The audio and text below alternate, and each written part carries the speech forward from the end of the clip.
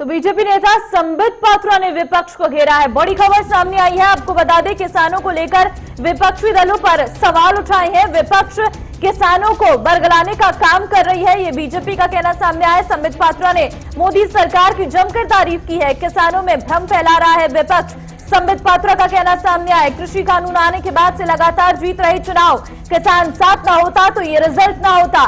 संबित पात्रा बोले, कोई भी राजनीतिक दल किसान के लिए चिंतित नहीं है। मैं गर्व के साथ कहना चाहूंगा, और ये देश के लिए बहुत ही सुखद समाचार है कि इन चारों विषयों को लेकर जिस प्रकार से देश के यशस्वी प्रधानमंत्री, लोकप्रिय प्रधानमंत्री, परिश्रमी प्रधानमंत्री नरेंद्र मोदी जी ने अपना अथक परिश्रम किया है। जो कोरोना को लेकर भ्रम फैलाया गया और मोदी जी ने जो कोविड मैनेजमेंट किया, ये कोविड मैनेजमेंट की जीत हुई। और कोरोना को लेकर जो भ्रम राहुल गांधी जी ने फैलाया था, विपक्षियों ने फैलाया था, वो टूटा है। ये नतीजे चुनाव के कहते हैं। आर्थिक संकट पर आत्मनिर्भर भारत की जीत हुई। बिहार की जनता हो चाहे अन्य राज्यों की जनता हो, 12 राज्यों की जनता ने आत्मनिर्भर बनना है, यह मंत्र मोदी जी से सीखा और इसकी जीत हुई है। ठीक उसी प्रकार प्रवासी मजदूरों को लेकर जो भ्रम फैलाया जा रहा था, उसमें भी 80 करोड़ गरीबों तक 8 महीनों तक लगातार अनाज पहुंचाने का काम, और जिस प्रकार ग्रामीण रोजगार योजना के माध्यम से गरीबों को गांव में, मजदूरों को गांव में, प्रवासी मजदूरों को अपने ही घर के निकट काम देने का काम मोदी जी ने किया, उसकी जीत इन चुनाव के नतीजों में गूंजते हैं। और ये जो कृषि सुधार बिल आए हैं, जो कानून, अब ये कृषि सुधार बिल कानून में परिणत हुए हैं, जब से ये नोटिफाई हुए हैं, जितने भी चुनाव हुए हैं, आप देखेंगे उन सभी चुनाव में भारतीय जनता पार्टी की जीत हुई है। यह चिल्ला चिल्ला कर कहती है कि गांव, गरीब और किसान मोदी जी के साथ खड़ा है, क्योंकि मोदी जी गांव, गरीब और किसान के सच्चे साथी हैं। राहुल गांधी जी किसानों को लेकर भ्रम फैलाने के लिए बार बार ट्वीट कर रहे हैं, झूठी बातें बता रहे हैं। राहुल जी कितना समझते हैं किसानी को? हाँ, माना उनके जीजा जी किसान हैं, मगर वो कितना समझते हैं किसानी को?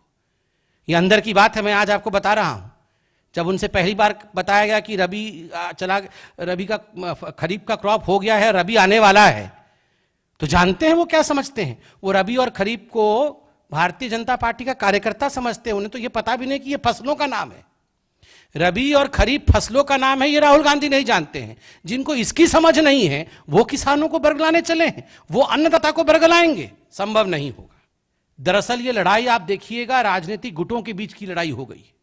आम आदमी पार्टी और कैप्टन अमरिंदर सिंह के ट्वीट वॉर को देखिए, आपस में एक दूसरे से लड़ रहे हैं। आपको क्या लगता है ये किसानों के हित के लिए लड़ रहे हैं? बिल्कुल नहीं। कुर्सी पर कौन बैठेगा, किसी भी कीमत पर, बिना मेहनत किए, बिना रिफॉर्म किए, बिना परफॉर्म किए, बिना ट्रांसफॉर्म किए कैसे सत्ता मिल जाए, इसकी लड़ाई चल रही है। कैप्टन अमरिंदर जी कह रहे हैं कि ये आम आदमी पार्टी वाले ढोंगी हैं, अरविंद केजरीवाल ढोंगी है। तो अरविंद केजरीवाल जी कह रहे हैं कैप्टन अमरिंदर सिंह सबसे बड़ा बदमाश है। ये आपस किसानों की बात भूल चुके हैं। कोई मतलब नहीं है किसानों से, ये आपस में सत्ता की लड़ाई करने की कोशिश कर रहे हैं। अरे अरविंद जी, गोवा के नतीजे अभी आए हैं, आप भूख हड़ताल में हैं, कृपया करके नतीजे देख लीजिए।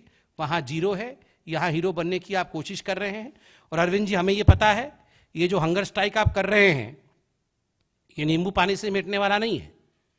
ये अरविंद केजरीवाल जी का हंगर स्ट्राइक नींबू पानी से मिटने वाला हंगर स्ट्राइक नहीं है। ये सत्ता की भूख है, ये कुर्सी से ही मिटती है। तो ये लड़ाई आपस की पॉलिटिकल लड़ाई है। ये कोई किसानों के बारे में नहीं सोच रहा है।